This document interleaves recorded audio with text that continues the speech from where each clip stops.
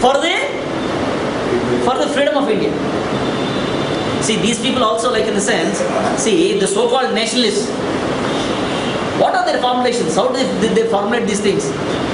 You take the case of Bankim Chandra Chatterjee. He is known to give the formation of Bharat Mata. He is the one. See, generally, we know Bengalis, they are very close to the Kali Mata. They say all power is with the Kali Mata, mother, this thing and all. So naturally, Bankim Chandra Chatterjee, he want to give some. See, nationalism is a feeling. So you have to have some kind of a imagery for that. That imagery was given as the Mata, Kali Mata with Trishul. So she's here. You see now today you see the Bharat Mata figure. See, you see all those things and all. She is with, of course, with the crown. She sits on the lion with a Trishul in hand. Is it not? All these poster imagery we see, and sometimes we also see that the imagery of a Bharat Mata sitting on a throne, where Bhagat Singh on a plate, he cuts off his own head and puts it on the plate and offering to Bharat Mata. See, all these are imageries. They are built up. These imageries are built up to arouse the nationalist feelings, to arouse the so-called patriotic feelings. So, when you make an imagery based on a kind of a religious sentiments, does Bankim Chandra really wanted the majority Muslims of Bengal to come with him? See, in those days, Bengal was dominated by the Muslims. See, Muslim instead, when I am talking about religions, my dear friends, in India, be that be Christianity, be that be Islam, be that Sikhism, or be that Zoroastrianism, be that Jainism, everybody is divided. They are not united by religion. So, in fact, in Bengal, you find most of the Muslims are from the lower caste. They are from the scheduled caste, scheduled tribe, and OBC converts. More than 78 to 79%, they are converts from scheduled caste and OBCs. That is why when Dr. Ambedkar could not win from Bombay, he was taken by Jogindranath Mandal, and then he was placed from a constituency called as Sasral, Jalna and Sasral, where 78% are Muslims. They are all scheduled caste Muslims. Namashudras. That is why the partition of Bengal took place, and of course I came through Pune, my friend Punit Pandey's paper. It say that to kill the Namashudra movement, Bengal has been divided into two. So anyway, so in the Bengal where Bankim Chandra Chatterjee was creating an imagery for Bharat Mata, imagery for the nationalist feelings.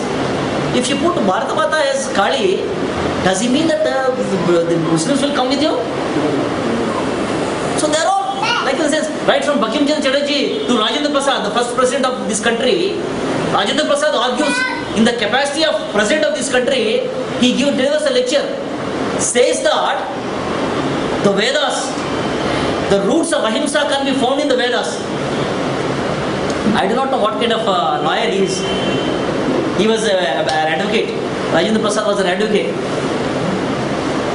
As a president, when he assumed office as the president, my dear friends, immediately he went from Delhi to Benares. He called for 200 Brahmin priests, and he cleansed their feet with milk, and he prostrated before them. The so-called president of this, the first president of this country. So, my dear friends, like in the sense, these has been their formations. So, the Hindu nation, in the name of Hindu nationalism, in fact, they were promoting the Hindu, so-called Hindu culture. If you read Vivekananda also a Kayastha, who was also not brought to the level of Brahmin, he also inadvertently talks about, in the name of Hindu culture, the Brahmin culture. The Brahmin culture, they talk about Brahmin culture.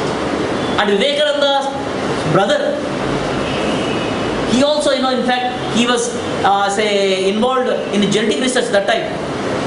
He also says that upper caste Hindus and the British they belong to the same race. So, my dear friends, that was the time. In fact, I want to tell you, if you read any textbooks, they say the rise of nationalism in India or the national movement in India, it starts from that period. It starts from that period. And that this is the kind of nationalism which has started.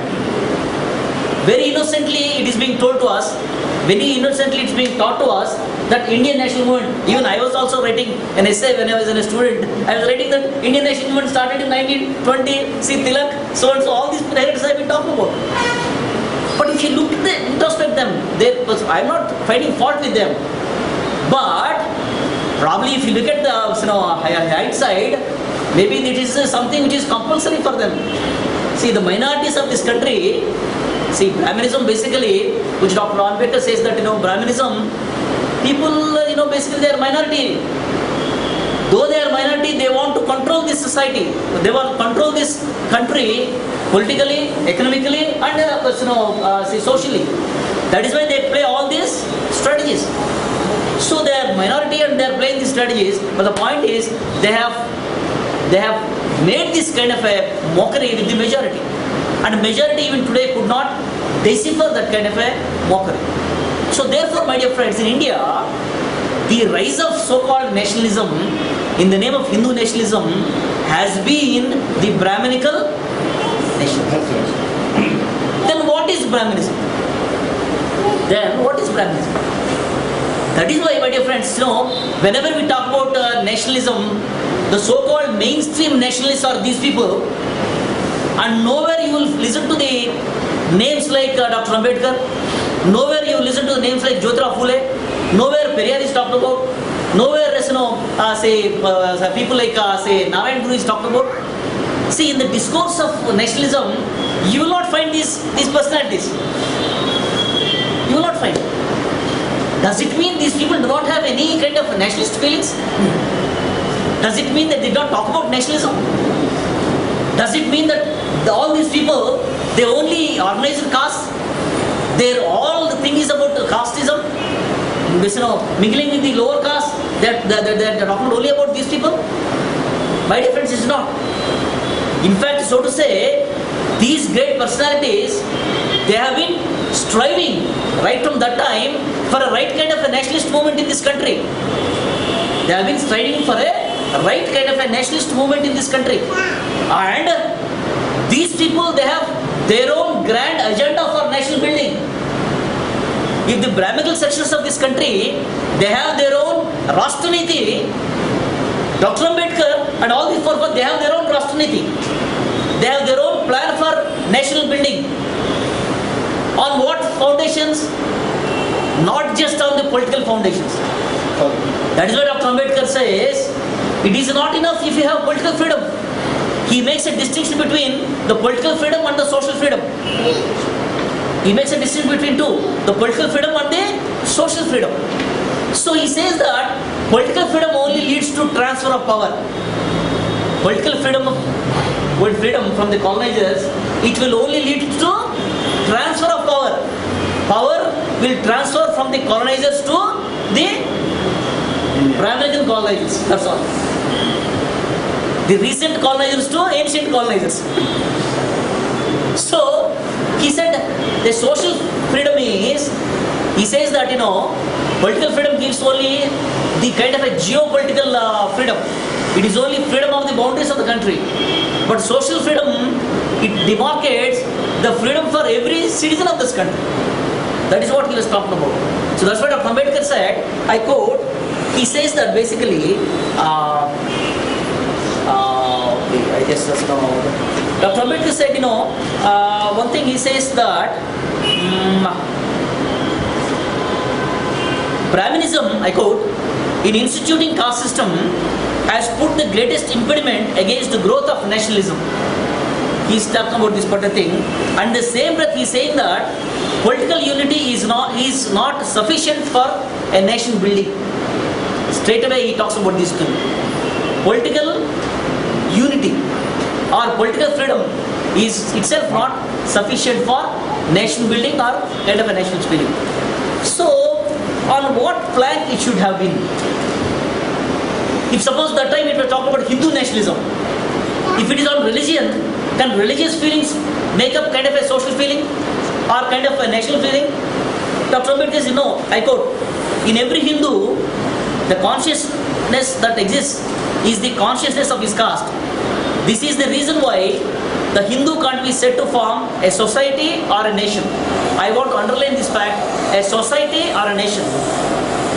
Because in the scheme of Ambedkar, in the scheme of Jyotirao Phule, in the scheme of all these forefathers, formation of a society goes hand in hand with the nation building. This is the point which I really want to make. Formation of a society goes hand in hand with the formation of a nation. So, of course, when Dr. Ambedkar is talking about Hindus, it does not mean that Ambedkar is only blaming Hindus. Ambedkar blamed many things about Hindus. In fact, he said, a Hindu is a good casteman, but a failure as a member of the society. He said that. And he also said in election of caste, saying that a Hindu is like a rat in a hole. He said so many things. But it does not necessarily mean that he is excusing or he is giving gradation to the Christians, the Muslims, or the Jains, or the Sikhs. No. He was equally critical of these religions. Because all these religions, among all these religions, you find caste. In the name of religion, all these people, as they have not formed a society at all. They only formed caste.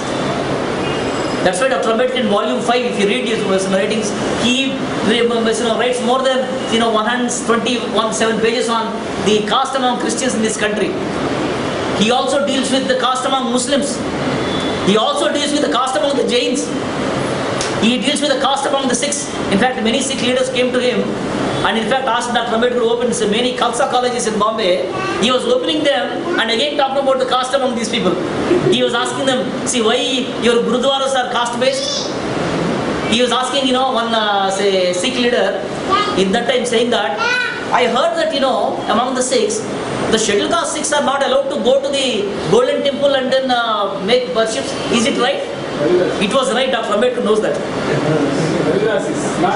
The Raidasis and the Balmikis, both, they are not called as Sardarjis, they are called as Majbis. So Dr. Ambedkar knew this pretty well, but he is making an innocent question to a Sardarji who came to him. He was asking to open the Khalsa college. He is saying that, Sardarji, is it right that the scheduled caste Sikhs are not allowed to go to the Golden Temple? They said, okay. And he also asked them, is it right that the Gurudwaras were caste based? They are, because he knows these things. So my dear friends, he says that, whatever religion in this country which has had the virus of caste cannot form any kind of nationalism in this country. That Dr. Ambedkar pretty well knows about it. So therefore, he talks about the nationality built along with the kind of a society being built. A society being built. We can talk many things about Dr. Ambedkar and the other aspect, like in the sense. See, whenever we talk about the kind of a nationality, in fact, I was going through a book on Dr. Aloysius, which was published by my friend, and also other formulations which Dr. Ambedkar and other intellectuals of that time, written by Edmund Burke, maybe there's Horizon, maybe by in fact Professor John Dewey, maybe by Stuart Mill. All these people, in fact, they were talking about nationality and nationalism at that time. See, ultimately, they have dwelled on nationalism can be built on race, can it be built on an ethnic group, can it be built on culture, can it be built on language, can it be built on geography, can it be built on past history of your dynasty. They were always talking about that. Ultimately, they come to a feeling that nationality means it's a kind of a subjective psychological feeling. It is a feeling of corporate